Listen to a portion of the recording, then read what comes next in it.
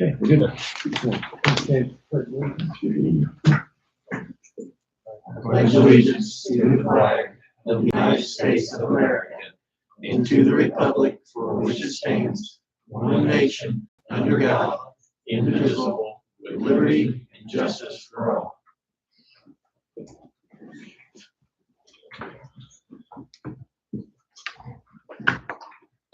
The meeting is called to order at 5:34 p.m. Everyone is present except for Courtney Crawford.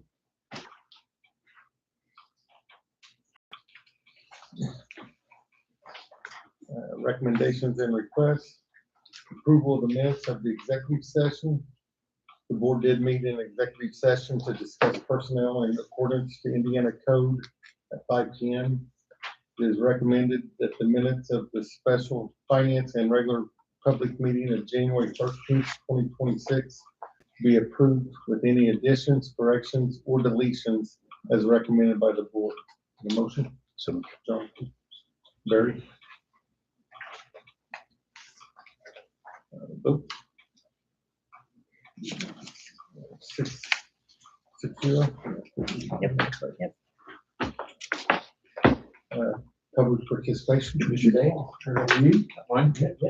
All right, well, a little while back, Mr. Ellis said that he was going to give Joni and I the opportunity to bring folks to you. It could be students, it could be teachers, different, as we go along. So tonight I have brought what I believe to be 3 exemplary teachers. We have Mrs. Jerry Brown, Mr. Terry Burton, and Mr. Jacob Smith.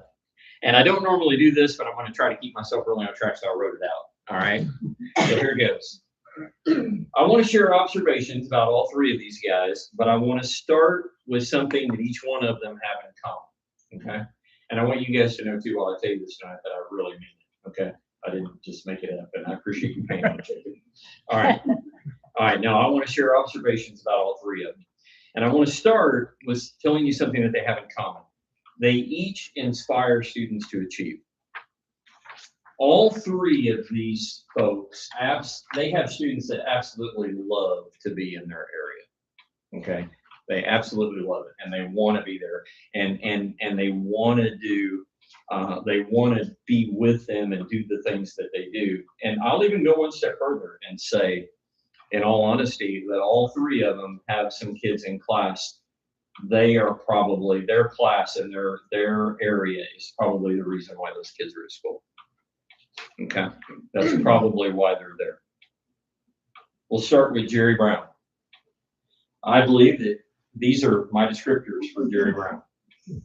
Intelligent, creative, hardworking, inventive, and a team player.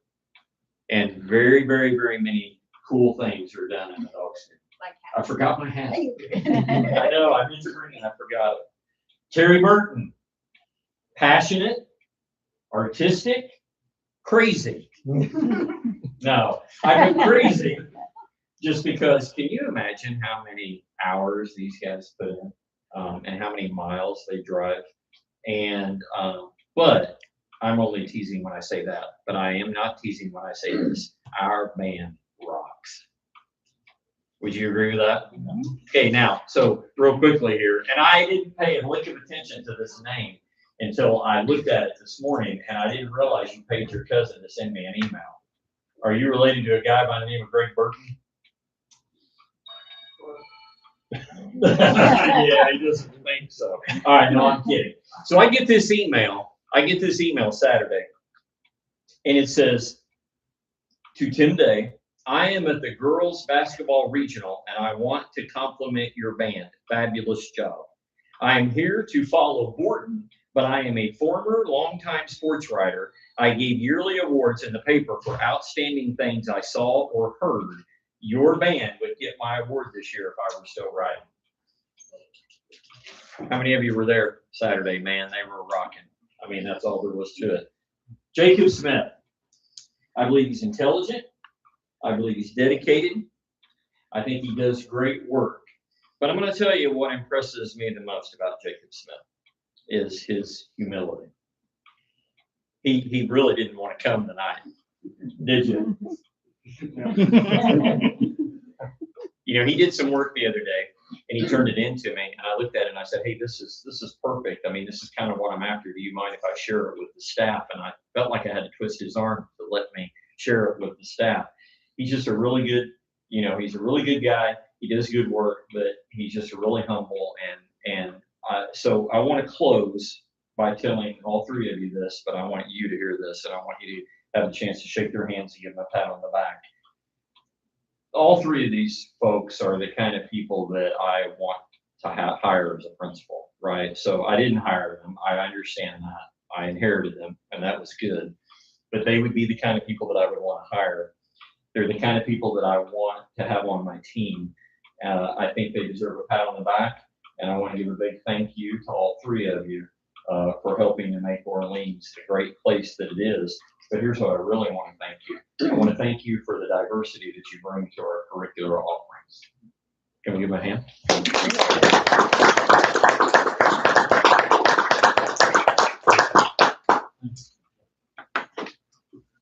Thank you very much, guys. Appreciate it very much. This is a juncture where you give a short acceptance speech.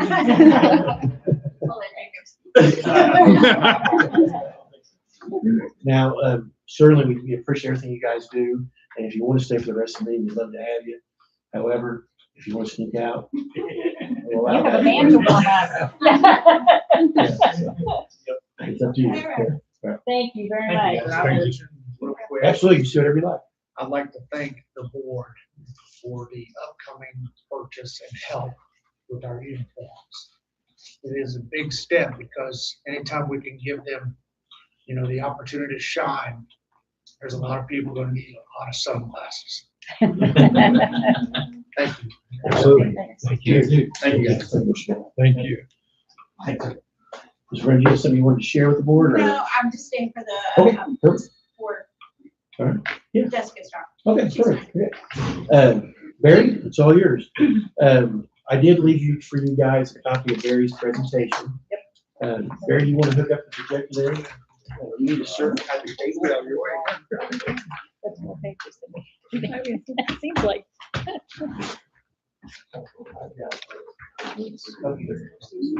Yeah, I've got to. Let's text you. All these extra much see. That just straight. Nope.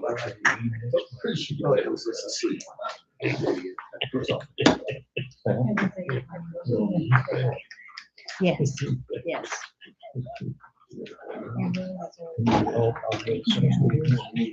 No, no. I was just- Oh, okay.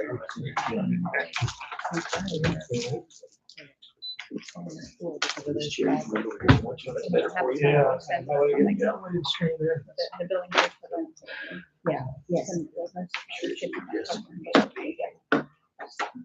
Yes, yeah.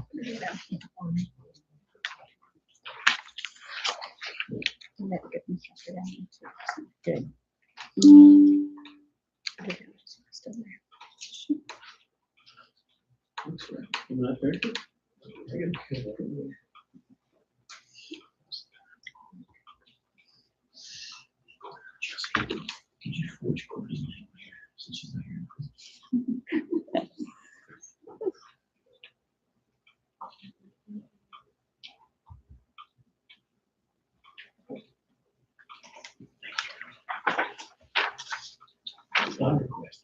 Yeah. As long as I hold it. Okay, great. Well, thank you. Appreciate the opportunity to be back in front of you again tonight. Barry Gardner, Policy Analytics. I know we sat down several months ago, kind of talking about what we were expecting and starting to see, in terms of Senate Enrolled Act 1 and how this may begin to play out. And so tonight's really a chance just to kind of update on that with some kind of updated figures, some updated legislative pieces that are going, and what this maybe again starts to mean for the district, just to keep kind of at the forefront in terms of the finances and really overall a really positive situation. I think again some flexibility. There's obviously SEA1's creating some headwinds that we're going to have to, I think, all kind of work around. But for the most part, again, I think the district's in a good place to handle those. And so, just as a reminder, we've dropped in a number of the kind of new SEA 1 bylaws and implications in terms of the additional deductions that were created. And this is one, we've given new deductions to homeowners that are going to increase over the next 5 years. So they're going to from basically eventually be a 2/3 deduction. So we always start with gross assessed value of a home. So it's kind of what my home value is worth. So I'll call it $150,000. And I'm going to tax on the net, and that's after those deductions. Right? So we're going to increase deductions for that. And we're also going to increase deductions for the 2% class, which is our apartments, farms, long-term care. And the big thing that we always talk about is if we increase deductions, we're going to drive down net assessed value. And that has implications on your tax rates and some of your revenues that we'll talk about and we're going to highlight tonight. Okay. The other one that you see a little bit here in Orleans is the change in the business personal property and what's referred to as the de minimis amount. So what that has meant in the past is a business could have a piece of equipment up to $80,000. So I might have a $75,000 piece of equipment. I didn't have to report it for taxable purposes for the state. I didn't have to pay tax. They've now moved that from $80,000 to $2 million. So now if I have a $1.5 million piece of equipment that I used to pay taxes on come 2027, I don't. I can exempt that. And that has some impact here in the district. And really what we're going to do is we're just going to pull assessed value out, completely out of the system. And so that's going to have some impact. I'll show you what that looks like. So those are really kind of some of the big ones. There's a little bit of change with farmland as well, though it's kind of a fluctuating piece, but we'll kind of lay all of these out. Just at a high level, again, we always look at things at what we call the parcel level, which means we're looking at every piece of property in the community. So every home, every farm acre, every business, and we're applying all of these to that. The other piece, and this plays out a little bit here, is we also look at the different taxing districts. And the reason this is important is because you have really the town of Orleans. I think we talked about this a little bit the last time, that $2.40 overall rate. The school is at 99 cents. It's in there. But it's the overall $2 rate, where the other township areas are down below the $1.50. And the big difference is if I get above $2 in that overall tax rate, we say we often hit a tax cap. That 1% that I can pay as a homeowner, I'm typically going to hit that amount. Where if I'm down at that $1.50, I still have some tax rate sensitivity as people move, as things move. So there's a little bit what you may find because of SEA 1 is people are going to see some differences potentially in their tax bill changes because of where they currently sit, whether they're in the township or they're in the town of Orleans. What we really look at here, this just kind of breaks out. We've got a kind of a little bit more about the housing market. I won't spend a whole lot of time here. Median home values around 150,000. We look at that across the district. You can see that you do have a decent breakout that about 28% of your homes are in the town of Orleans, where the rest are out into the townships. And again, that's going to be that difference in that tax rate for the $2.40 or $1.53. We'll talk a little about that. And those that are in the town of Orleans are ones that are going to be at that cap. You don't have a lot of that cap circuit breaker impact. It's pretty minimal here, which is a good thing. It means you collect most of your operations fund revenue. So that's a positive. That changed a little bit because of SEA 1 that we'll highlight. But it just, again, some of the behind the scenes pieces. We did see some growth in assessed value. And again, I always refer to assessed value kind of as that wallet or that capacity. So as assessed value grows, it allows us to either have a lower tax rate or generate additional dollars at the same tax rate. And that's often helpful when we have inflation growing the way it has, that we can keep $1 roughly tax rate and generate some additional capacity in terms of some revenue. And the residential sector was still pretty strong. It grew by about 8%. So home values growing. Apartments, again, are a pretty small part. They're not really going to move the needle. And then you see the ag, which is about 20%, had a decline this year. And the reason for that decline in the ag sector is the farmland calculation. So in the state of Indiana, they assign a per acre base rate calculation for farmland. And it's really it's a 6-year rolling average. It takes in farm income, how much you can rent out from a crop or land for rent. And then it has a capitalization rate to that. And they changed some things around that calculation intentionally to drive down that base rate, which means I would pay less on a per acre amount in terms of taxes. And so that's why that assessed figure went down within that piece. And I think we have if we want to look into that, I've got an appendix slide to kind of dig into that a little bit more, but that's really what's driving that. We'll continue to see how that plays out in the future. But that's at least what created some drag. The other piece that we looked at a little bit, and this is Orange County, still some somewhat positive news, but a lot of our assessed value growth the last several years has been because of home price increases. Right? Home prices increased across the state, across the country. And our assessment system is what we call market-based. So they're going to assign an assessed value that's relatively supposed to correlate with how much I could sell my home for, how much available in the market, right? So as home prices go up, so does assessed value. That's all it stands for saying. So if you look from 2019 to 2022 in your chart, annually the home prices, the median home price of Orange County grew by almost 17% annually. That's some really big jumps in home prices. That's what fueled a lot of the assessed value growth. Okay, and that correlates because we have about a 2-year lag from when a home sale happens to when it gets assessed the next year and comes on your rolls the second year later. So this really represents 2021 to 2024. That's kind of the time. When we look at really what would be your AV from 24 to 27, we're getting to a more normal historic growth where we've seen home prices grow about 3.5% annually. So what's that mean? If home prices aren't rising as dramatically, assessed value won't rise as much dramatically. So we're going to start to see assessed value start to, from the gross level, start to slow down a little bit compared to what we've seen. And that's really one of the things that we want to kind of keep in mind because that's going to impact.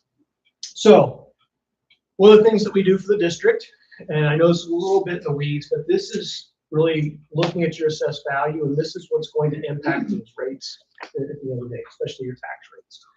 And the green line in the top left are our projections for gross assessed value moving forward. And you can see that that still grows in a positive trend. That's because they didn't change the assessment system. So we're still expecting home prices to grow, business values to grow, and so overall gross assessed value to increase. The blue line, though, is net assessed value. And that's what we're projecting to start to come down a little bit. Why? Because they're increasing deductions.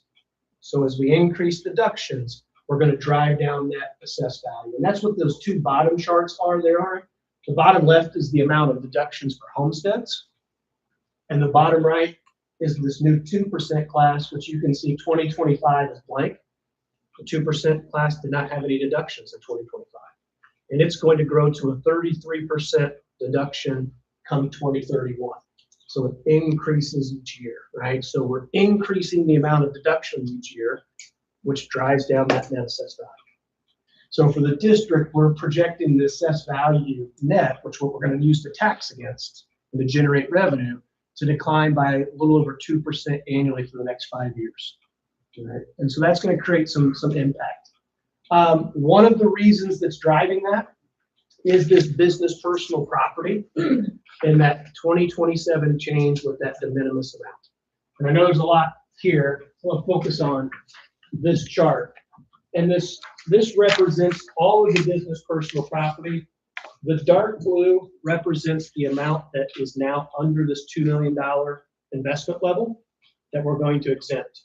So it's about $19 million of assessed value that's just going to get pulled out in 2027. So we know that, we can project that, we can see what that looks like in terms of your assessed value. And so that's, again, creating some relief for the business sector. They gave Homes, a little bit of relief, right? Because they're increasing deductions for homeowners.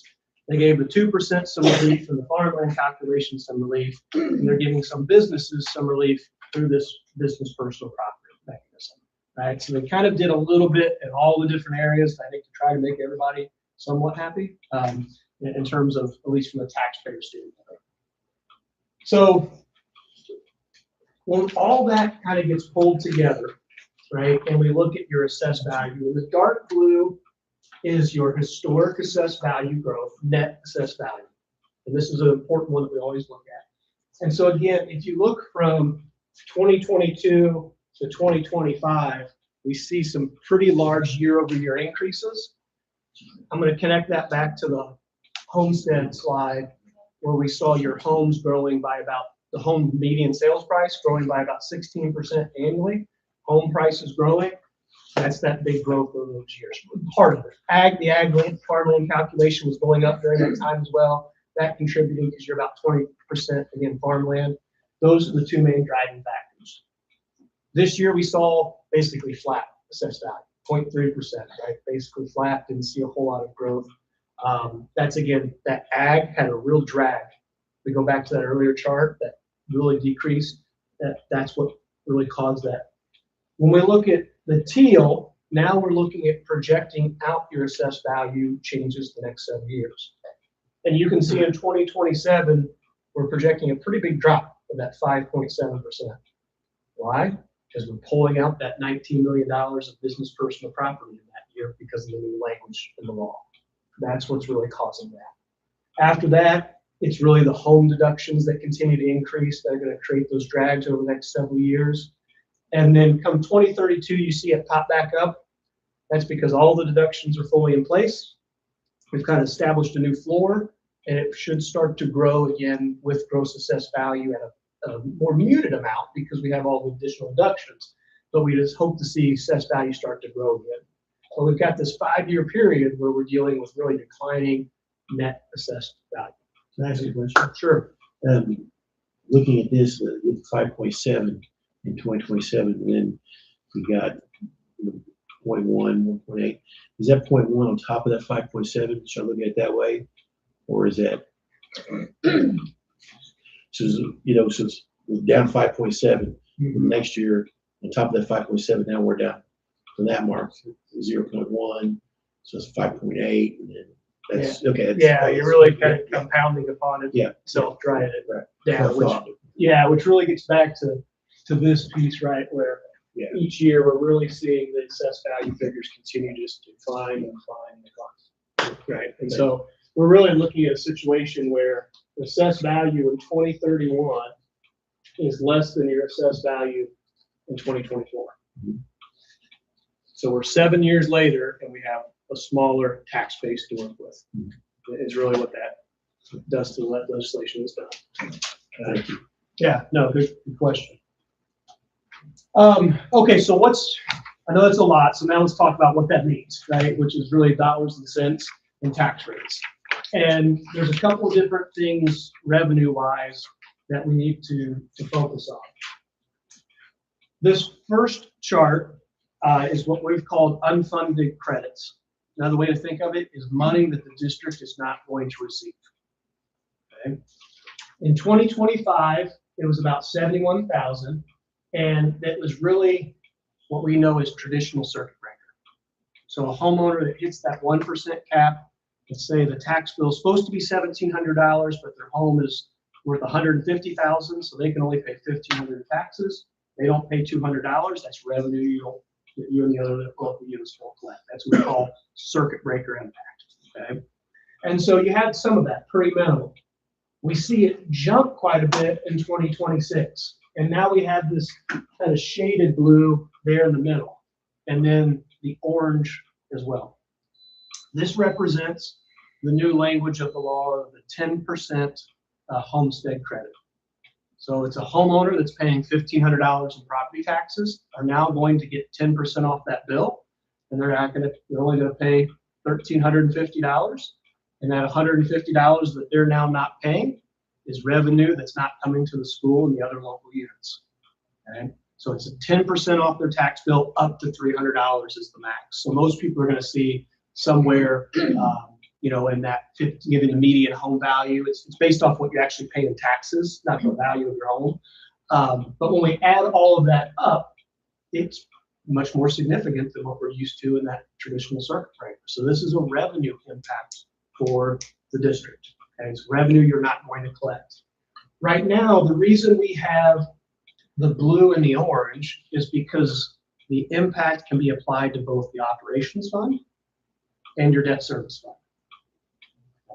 So this year, the district would not collect about $61,000 in your debt service levy.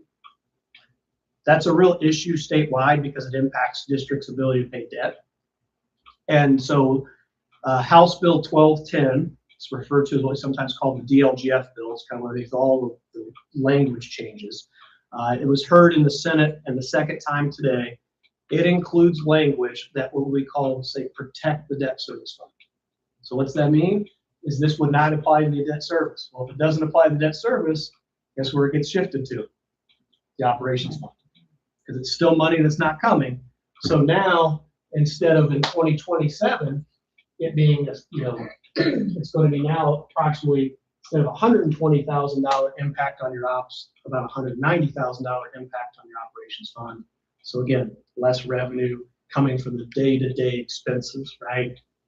Maintenance of buildings, custodial, utilities, property casualty insurance, all the things that are increasing, you're now seeing a little challenge in terms of that. Okay, and I'm going to show that a little bit. We'll show this a little bit later in terms of some of this as well. But we think this is going to go through because again, it's in the DLGF bill. It's a short session. They've got less than a week. We don't see major changes, right? So we've not modeled this. We'll talk your cash flow later in terms of revenue expenses. We've not modeled that in there yet because we typically don't model legislation until it happens because sometimes the legislators can change their mind at the last minute. So we try not to get a little bit ahead of that, right? So this is going to be something we're going to be, it's additional pressure, I think is really the way to think of that. So again, this is one of the things that we look at. We model out really all of your debt service and your operations fund revenues. This is what's going to go into the cash flow. The thing I want to point out as much on this slide is down here at the bottom of the page, which is your projected tax rate.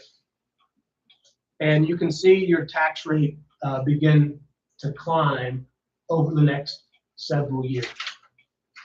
Why is that? That is because net assessed value is declining. And so in order to generate the same amount of revenue with a lower assessed value base, I have to increase the tax rate. And there's a relationship, the operations fund, okay, if you were to actually calculate this line, we're growing it by 4%, which is what we call the maximum levy growth quotient. It's MLGQ for short. That's the state allowable increase to your operations fund each year, okay? So that's growing by 4%. But there's an inverse relationship that if assessed value is less than 4%, well, guess what happens to your tax rate? It has to go up in order to maintain those revenues. So that's why you see this operations fund. Over the next really 5 years, your operations fund tax rate would go from 52 cents to 71 cents. And it's just following the same state mechanism it always has. Okay. And that's just it's the intent of the legislation, right? So I think this is a challenge, right? That we've been used to maintaining a consistent tax rate. And so some districts have asked us, well, okay, what if we want to stay at the 98 cents? We don't want to allow our tax rate to increase. Okay, it's fine, but that means you're going to have to give up dollars of the operations fund and forego revenue in this. And it's probably not a wise move to be foregoing revenue in the operations fund. It's going to create a greater strain on your overall finances, right?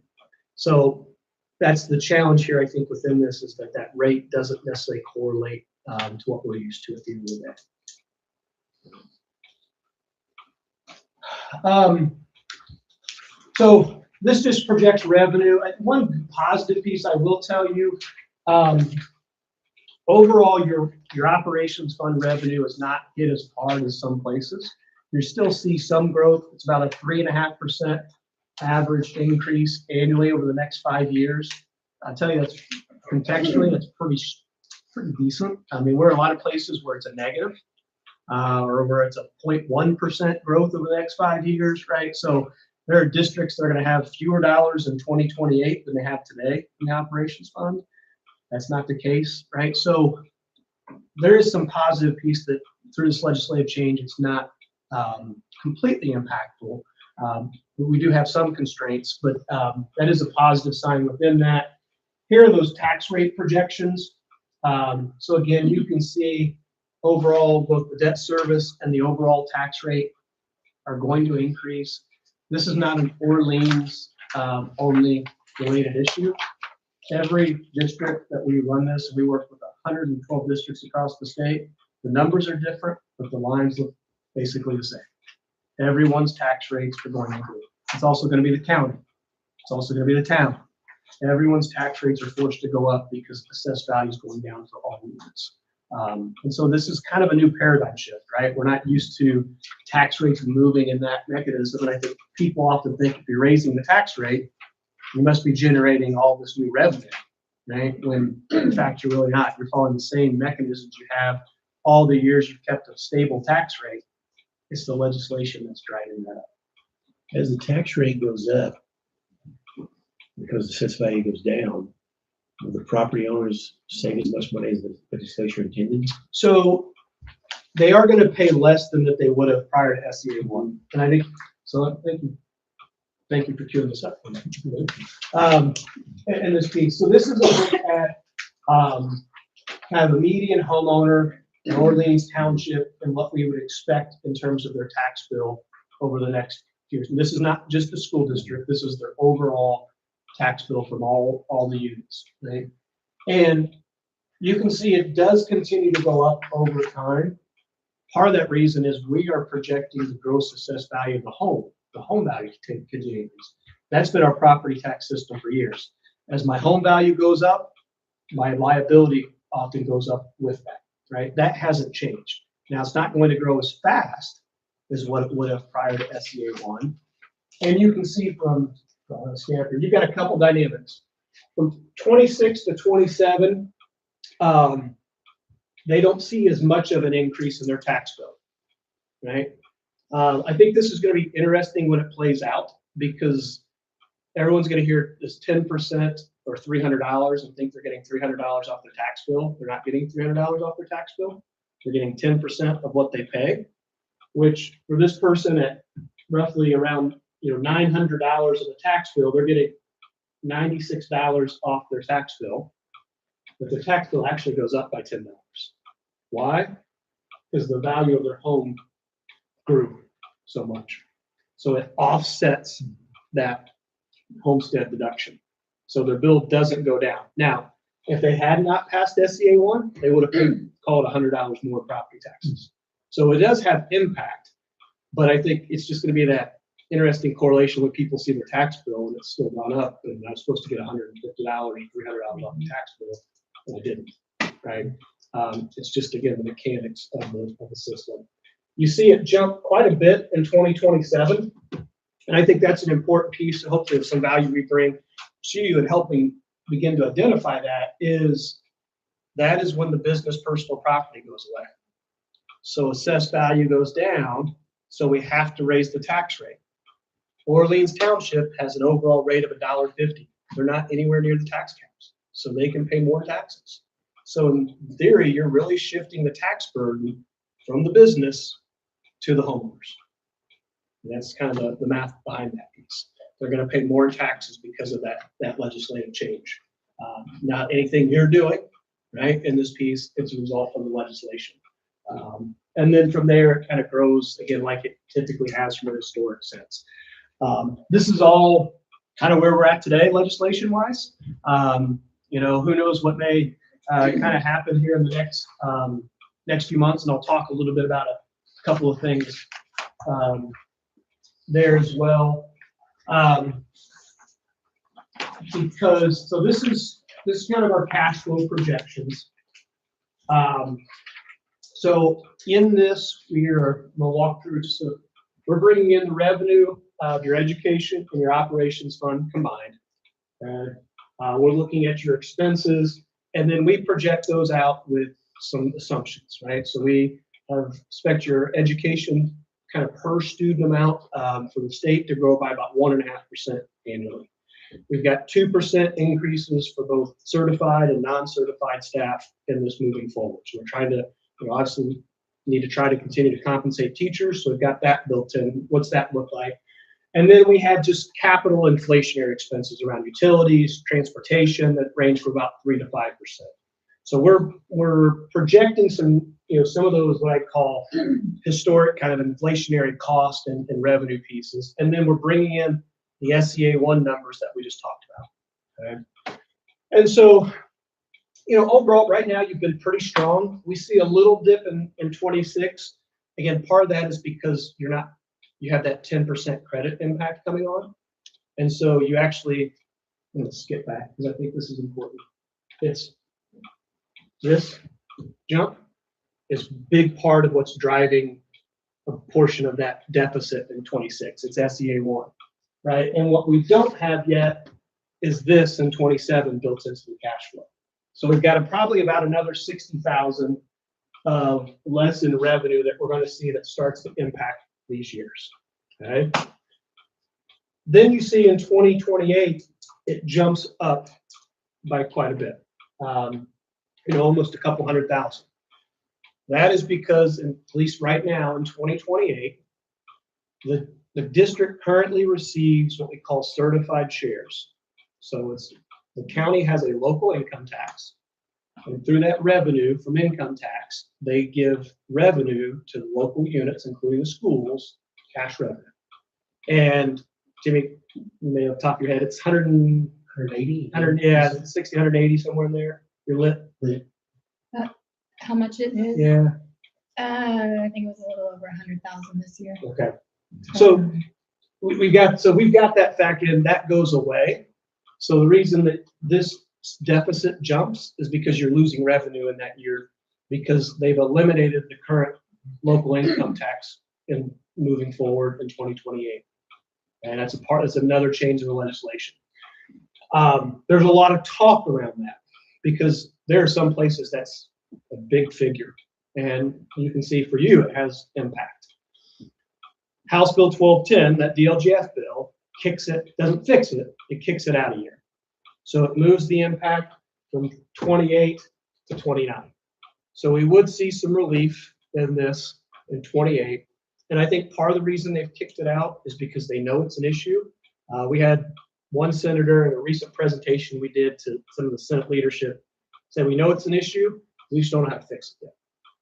Right? And they're going to focus on next year's the budget session. It's when they open up the budget, obviously a much more fiscal driven kind of legislative session. I think they're going to talk more about those pieces. So at least it would kick it out a year. Now, while I know we're projecting some of this deficit, Jim and I had this conversation the other day. This isn't a situation that I'd say overly concerns me. Right? There's a couple of reasons why. One, we've got a really strong cash balance. Right? We typically recommend somewhere in the, it's always hard to this. It can be anywhere from 20 to 40%. And it's really, the smaller you get as a district, the bigger this percentage often needs to be. Because of the example I'll give is 20% when I was at MSD Wayne was $20 million. 20% for you is a much more smaller figure. But if we have to both replace a roof at a school building, it costs you the same money that it cost me. $2 million roof repair is a $2 million roof repair. I can handle that more easily in a $20 million cash balance than you can in a $3 million cash balance, right? So when we talk with our smaller districts, we say you can't just look at percentage, you have to look at that nominal figure as well. And the bonus of this is it allows you to be able to sustain some of these SEA 1 changes without having to make any knee-jerk reactions or real changes. It allows us to start to look at, and what Jimmy and I talked about is, as positions start to come open, then the district can have that conversation of, Do we have to fill it because it's a high need position, or it's a chemistry position or an AP position or something that we have to have? Or is it a position that, okay, maybe we could get by without, or try getting by without, and maybe we just don't fill that position? There's nothing in here that would say, oh my gosh, we need to, the word that districts don't like to talk about is RIF, right? Reduction in force, where we have to intentionally let teachers go. There's nothing here that says any of this. You have a strong cash balance. It's a minimal adjustment that you can make, that I think you can absorb some of those changes and do it strategically over the next couple of years. So while SEA 1 has created some challenges, that's where I think you're able to navigate those, is with that strong cash balance and time to work through some of those conversations and not feel like you've got to look at tomorrow and say, we've got to reduce this. It's just having that eye on things as they come up. Okay, does this make sense to continue? Or does it make sense to maybe, again, let go, or try to let go for a little bit and see what that looks like, because it would help start to narrow that gap a little bit. So again, I think really overall, I will tell you, this is a very overall positive conversation. I know sometimes we get in our own situations and we don't know. I work with a lot of districts. I have districts that have not a whole lot of cash balance and a lot bigger deficits, and we got a lot bigger challenges. And we are talking RIFs. We are talking some major reductions with staffing and changes. So you've done a nice job of building that and being in a good financial position that you can sustain SEA 1 and be strategic of how you move forward. And I think that's a real blessing in this setting. We've already started to see some school headlines come out about having to reduce staff and some real changes. I think you're in a really proactive financial situation here. So I'll pause. I've thrown a lot at you, said a lot. More than happy to dig back to it in terms of any questions. I have a simple question, sometimes not thought out very well, but have you folks run these numbers any further out here? Yeah, so our projections actually go out 10 years.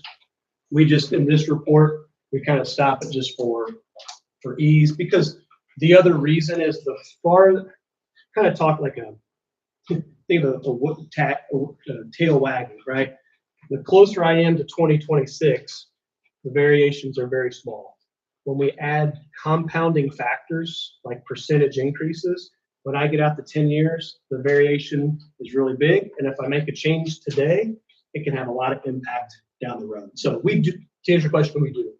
Where I'm headed, if the corporation maintains the same structure of staff, same population of students, and that trend stays in place, eventually it becomes pretty serious. It does. I think you've got several years of that piece because you have a pretty strong cash balance. You know, would it eventually, if you carried on the same trajectory, didn't do anything different, would you run into a financial peril? Yes. But again, short-term changes here make a lot of impact here.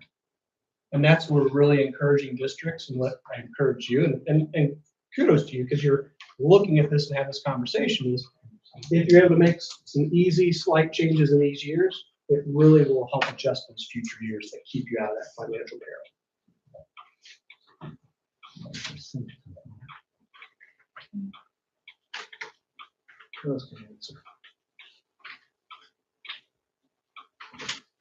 I know this is a really fun topic that everybody just loves to dig into the weeds with, right? And hear all this great news.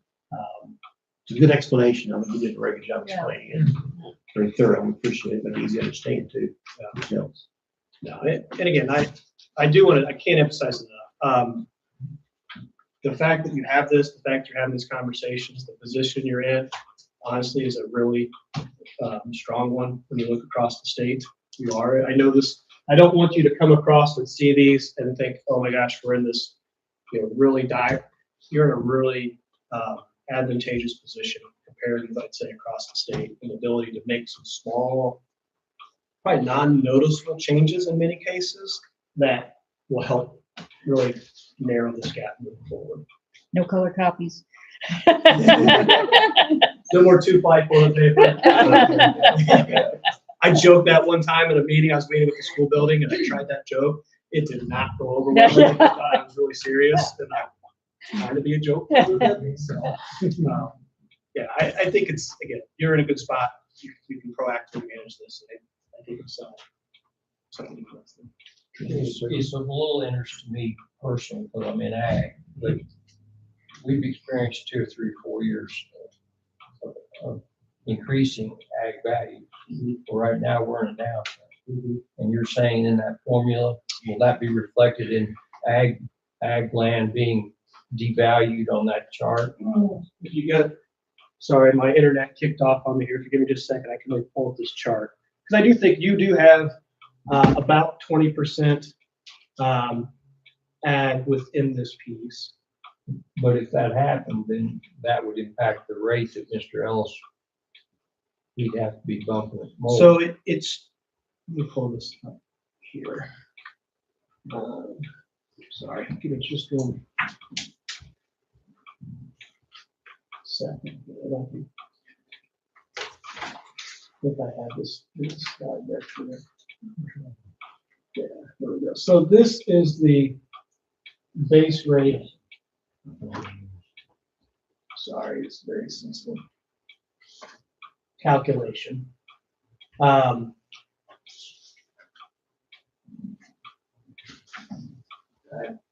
So this is the dip this year. We start to see it go back up for the next couple of years. So it's really gonna be a short-term dip. In this piece, well, as of right now, because I can tell you as well, because we do analysis for lots of places, Farm Bureau is actively lobbying to try to help with that piece. So I always say everything's as we know today.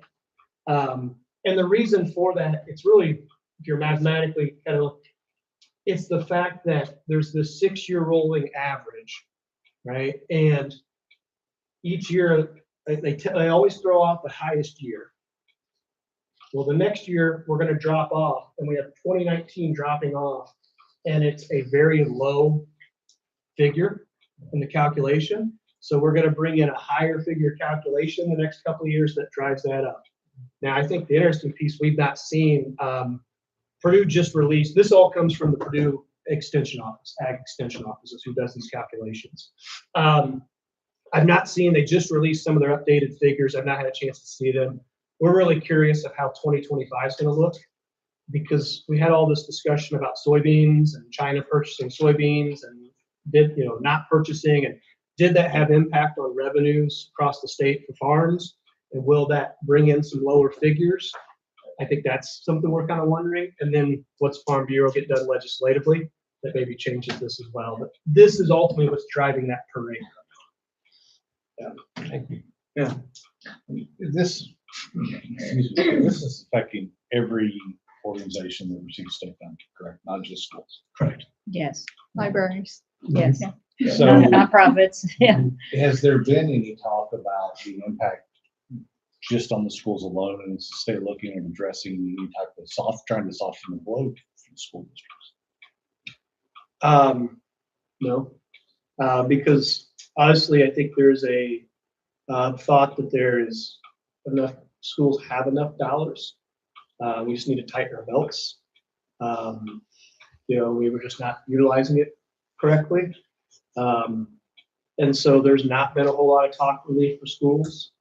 The interesting part is, as mentioned earlier, they're doing away with the current local income tax provisions, but they're establishing new ones. And what it allows is more municipalities to actually establish a local income tax. So not just the county, but the town of Orleans, they may not be big enough. You have to have a certain size of town, but fire, there's multiple units that can now establish a local income tax that couldn't in the past. They relied on the county. Schools are not amongst those. There's some legislation going through that would create this county board to decide how to use those local income tax dollars.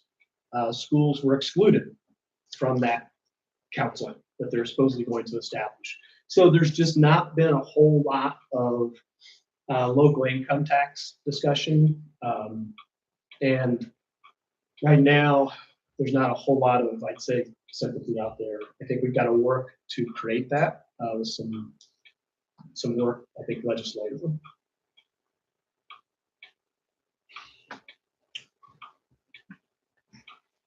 Like I said, I'm always full of good news. I know why you invite me down, just to cheer you guys all up. Always great news. Any other questions for Barry? Well, appreciate you coming down. Very good Yeah. presentation. Very Thank you. Thank you. Definitely. Yeah. The other questions, feel free to have Joey send it my way. We'll kind of keep the high legislation and let you know what we see coming out of that. Thank you. Thank you.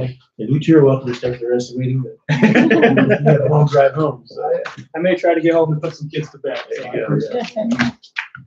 Todd, you might turn that off. Projector. I'll do that.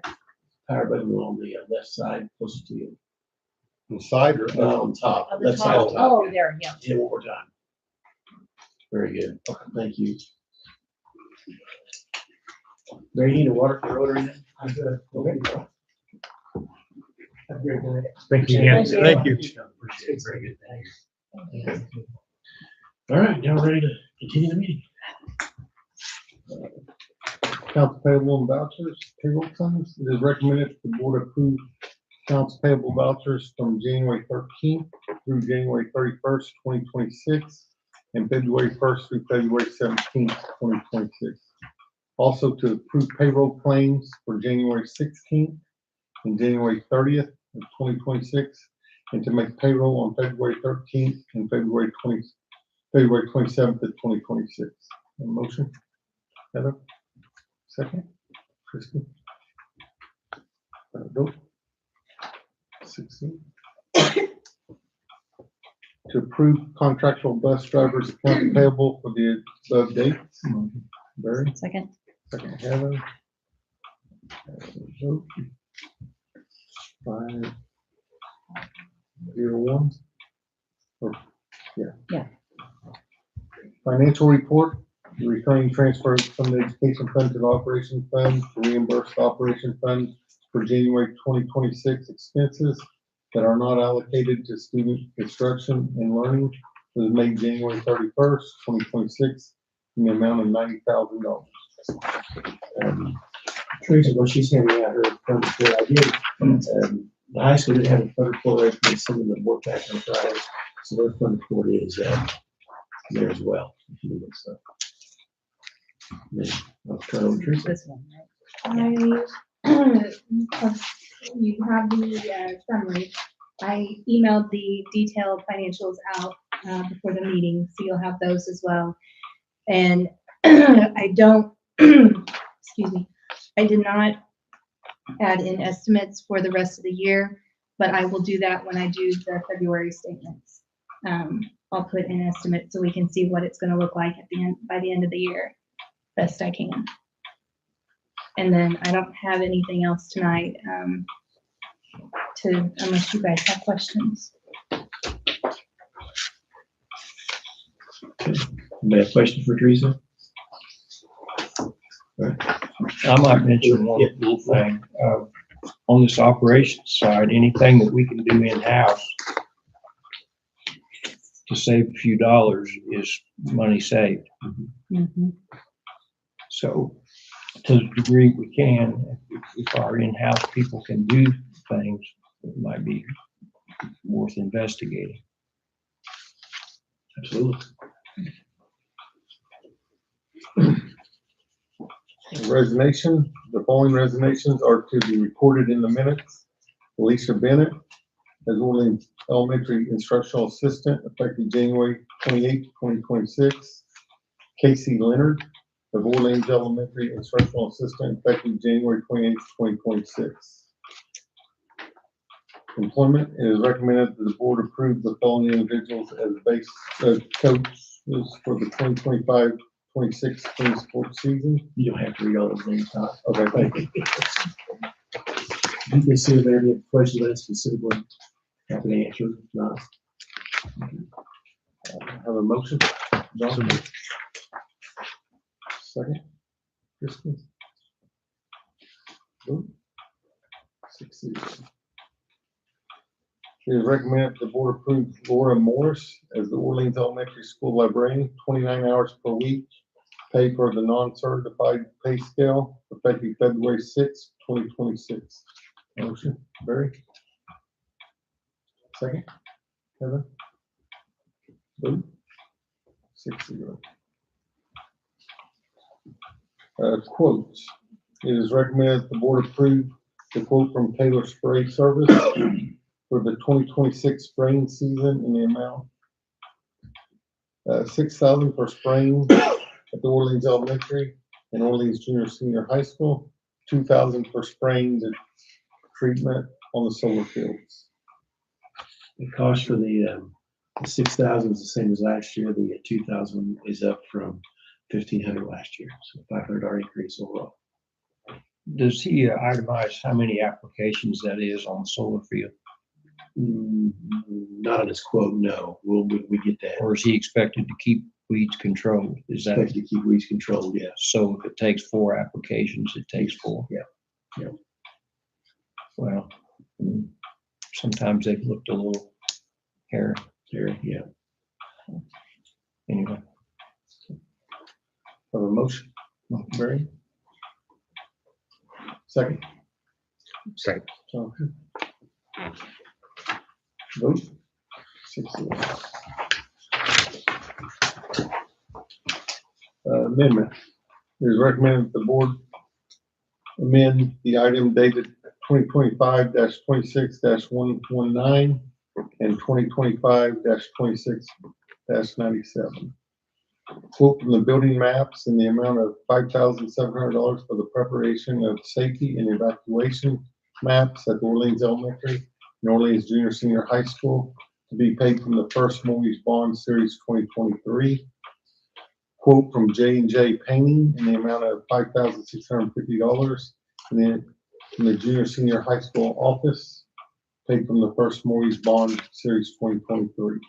The first one, I made a mistake when I had you originally approve the quote, put the wrong amount in. So this is the correct amount.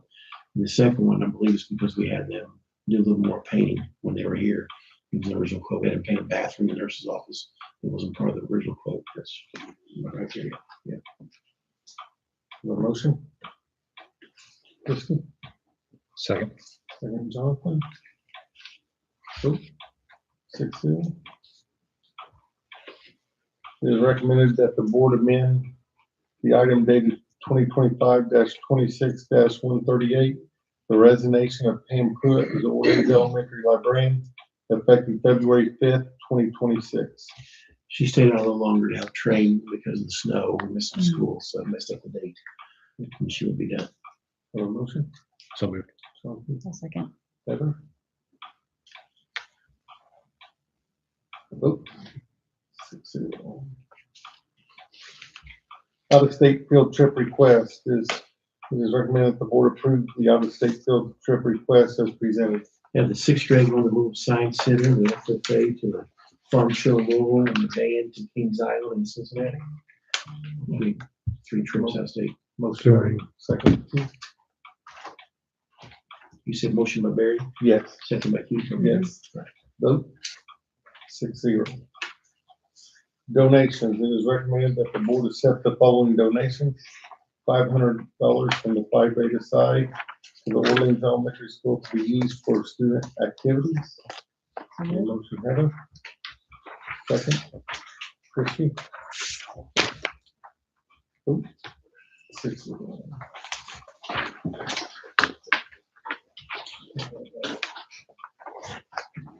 Dugout benches. It is recommended the board approves the payment of $3,475 to BSN Sports for dugout benches for the softball field to be paid from the First Mortgage Bond Series 2023.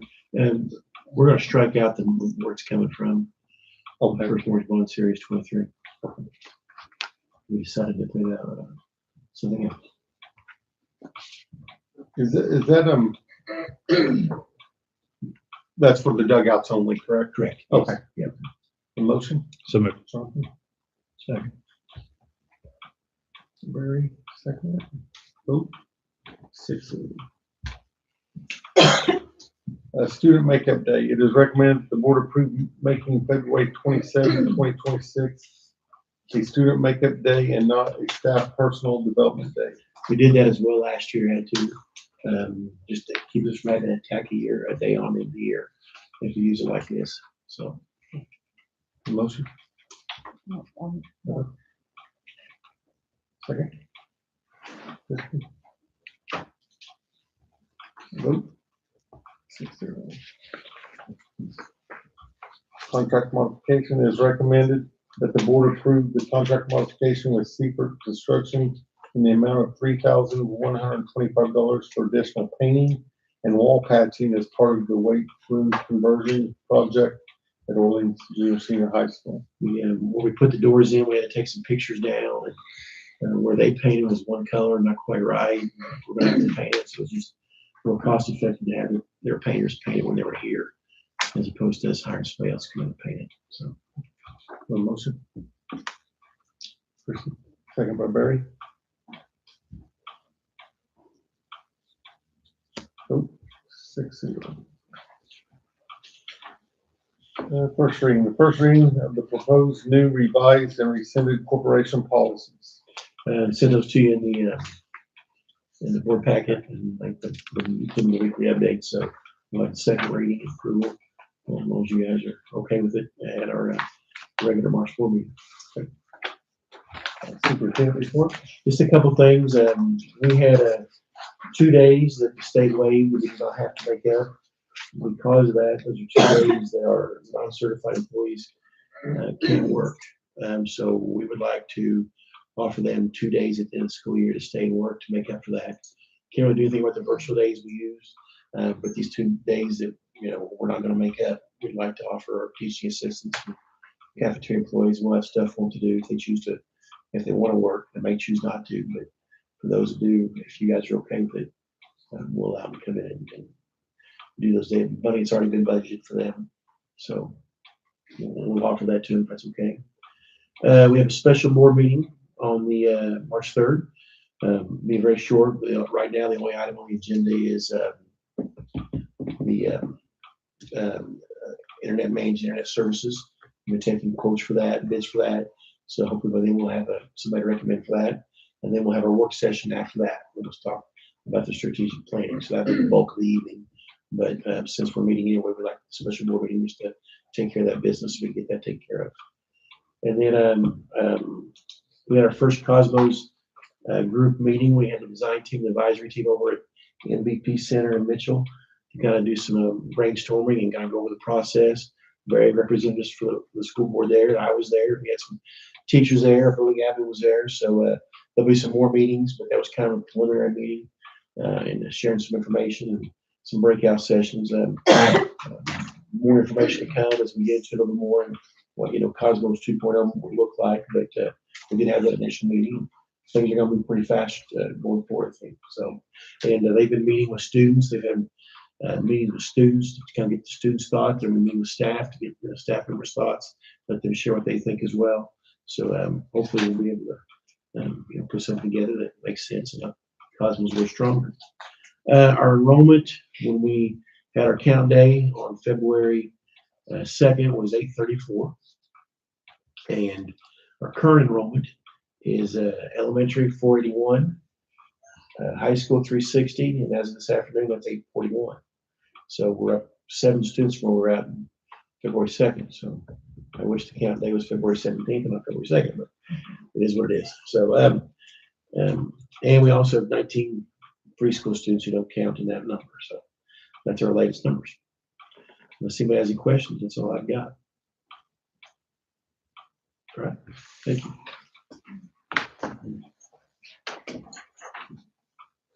All right, so we have some PD with an individual named Jim McMillan. I talked about him before. The teachers have done really well to him. He comes in and kind of is a fun.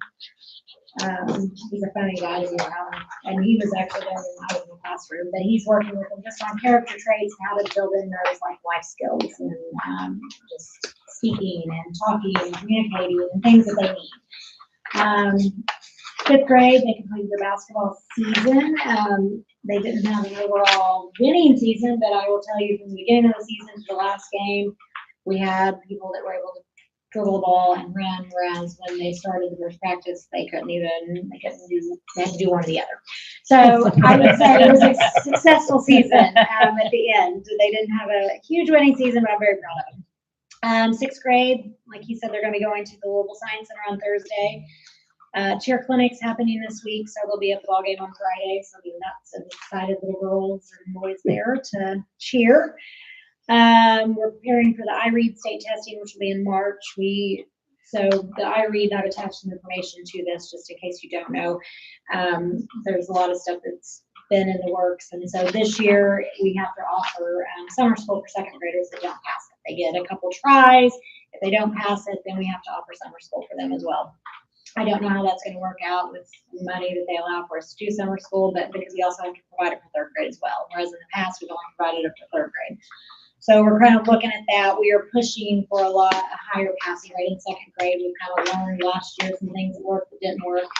Our title staff and our teachers, especially in third grade, they have really honed in on those skills and they're doing a wonderful job really meeting those kids' needs. I'm very proud of them. They learned a lot of different teaching strategies and how to meet the needs for the iRead, and so I feel like we are in a very good spot. In second grade, they're learning some of the stuff this year, so I think overall we are doing well with that. Staff, we're going to start looking at, we have a very crazy special schedule. And it's a nightmare to look at. It is crazy. It's all over the day. It's all throughout the day. Our kids are going to specials, which is great. We share 2 teachers at the high school, so that makes it a little harder. However, one of the same things I keep hearing from teachers, the afternoon we lose them.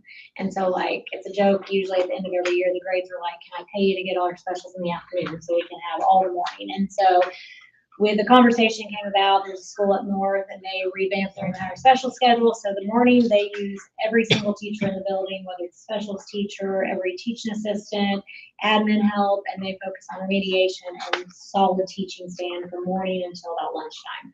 And that way, because the kids' attention is a lot better in the morning, whatever the reason that be, by the afternoon, they're done.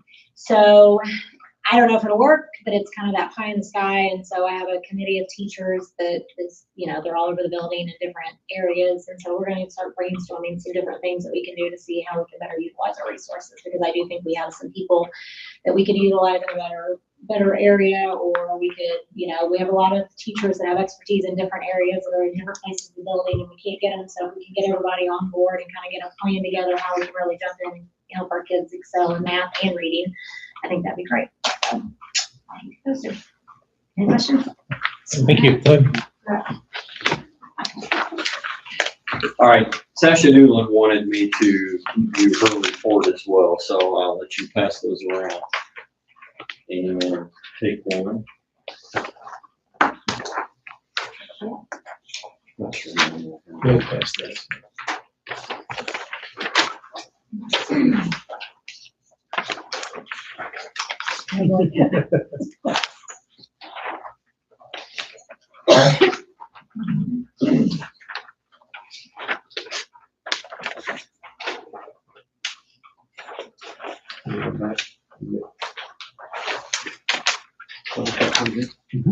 I'll give you this one when I'm done, Jerry. How's that?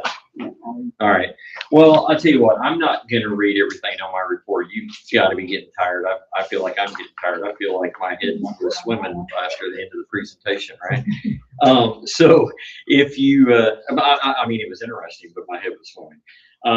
So what I'm going to do is I want to share a couple of thank yous, and this is just me, okay? This is coming from me. And then I'm going to do something the next few meetings. I'm just going to share some quick facts with you that I think are interesting about the middle school, high school. So I want to start with number one. And I do want to say, I think Mr. Ellis deserves some thanks for getting out and driving around and deciding whether or not he thinks it's, safe for us to be on the road. So, Pretty sure the point, I'm actually driving. Yeah. All you had to do is on this. But I do, and I think the ad building staff, I think the custodial staff, the maintenance staff, and all the folks who have to get out, even when it's still inclement weather, I think they deserve to be thanked. And I think that's a huge thank you for, driving roads and the snow removal and the shoveling and the ice melt. And, I think we just have a tendency to kind of expect those things are going to be done, but somebody's got to do them. And, it was cold. Those days were cold. And I want to thank you guys as a board for the time that you put in and the extra time in the meetings that you have to go to. And Todd, thank you. I think you helped us with some of our snow removal and made it possible to utilize some of our parking lots. So, I think we've kind of become a society, maybe I'm getting up my soapbox here, but I think we've become a little bit of a society that fails to lift up its leaders. So, thank you. I appreciate it. I'm thankful for the parents that have accommodated our PD days. I think we've used that time very, very wisely, frankly. And I would say, and I actually did say this in an announcement to our kids yesterday. I thought their behavior was exemplary at the girls' basketball games. And, I always have a little bit of trepidation. I'm wondering what kind of cheer is going to be or what's going to happen.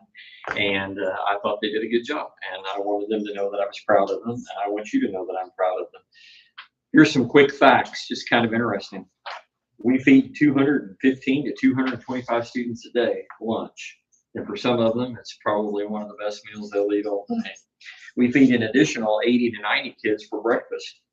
We're sending 11 first-year students to North Orange Career Center and 5 second-year students. We got 4 kids that are going to Lost River. And then when you look at number 4 there, you look at, I won't read it all, but it's just kind of interesting. These are students that are benefiting from this Cosmos Collaborative. So, if you just do a little rough math there, you can see you got 50, 60 kids that are participating in programs that other schools have that we might not necessarily have. So, that's really a feather in our cap, as well as being a feather in our cap. And if you look at number 5, you see a kind of a neat set of numbers, because these are kids that are actually coming to us. So we're offering something that they don't have. And if you see there, I think some of you, Barry, I think you would probably find it pretty darn interesting to see that they're sending us 20 kids for ag. Yeah. So I think that's very noteworthy. I think obviously, we're not just about sports, but if we talk about current happenings, I think it was pretty neat to see the girls win the sectional. And I kind of appreciated Jared. I'm sure as a coach, he appreciated being able to, I think that was his first sectional, win as a coach, wasn't it? Yeah. So I'm sure that he, but I thought our crowd and I thought our kids, I thought they behaved well, and I thought that was a good statement for our community. So now, and I wanted to throw out the last thing before I sit down. If there's ever something that you want to know, or if there's something you want to know more about, I don't know about Joni. I know sometimes I sit there and I think, okay, what do I think are things that are noteworthy that they might want to hear about? But if there's ever something that you want to know a little bit more about, tell me, and I'll make sure that I bring it. Okay? Thanks. Thank you. Thank you. Mr. Day, nice job on the Cosmos video you put on the website too. Thanks. Well, we just, we've had all this discussion about administrators and all that communication, and do folks understand? Right. And I hope it helped, because it was kind of coming from the standpoint of somebody who's really tried to learn a lot in 2 years. So thanks.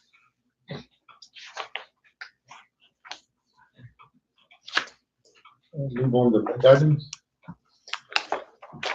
Retirement. It is recommended that the board accept the retirement of Tracy Lee as Orleans Community School Student Support Specialist, effective at the end of the 2025-2026 school year.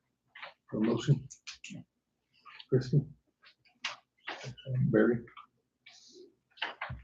Vote? 6-0. Employment. It is recommended that the board approve Geneva Clark as Orleans Elementary Special Education Teaching Assistant, 29 hours per week, at a pay rate per the non-certified pay scale, effective February 16th, 2026. A motion? Heather? Second. And Jonathan? Vote. 6-0. It is recommended that the board approve Jayla Jaylee Edwards as Orleans Elementary School General Education Teaching Assistant, 29 hours per week at a pay rate per the non-certified pay scale effective February 16th, 2026. Motion by Barry. Second. I'll say. Heather. Vote. 6-0. Donations. It is recommended the board accept the following donations. $40 to the Orleans Junior Senior High School from an anonymous donor to be used to a purchase of cap and gown for a senior student. Motion. So moved. Jonathan, second. Barry. Vote. 6-0.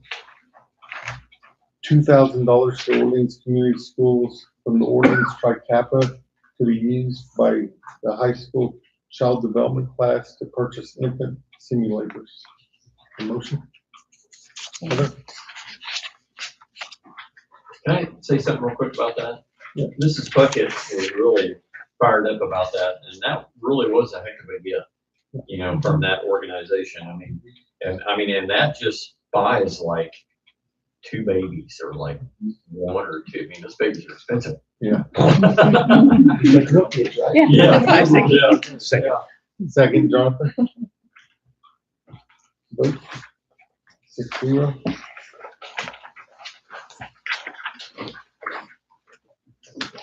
SR Mechanical is recommended the board approve the quote from SR Mechanical for the replacement expansion tank on the boiler system in the 09 wing at the Orleans Junior Senior High School in the amount of $8,795. A motion? Keith? Second? Christie? Vote? 6-0. One more. It is- Yeah. Okay, go. It is recommended that the board approve the quote from Seaford Construction for the remodeling 3 classrooms at the Orleans Junior Senior High School in the amount of $291,900. Have a motion? So moved. Jonathan, second. Barry? Vote.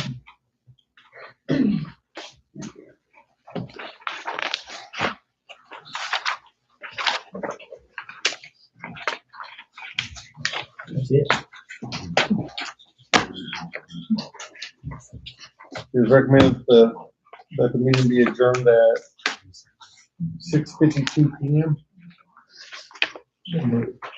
Barry? Second. Speaks up on that one. Vote. 6-0.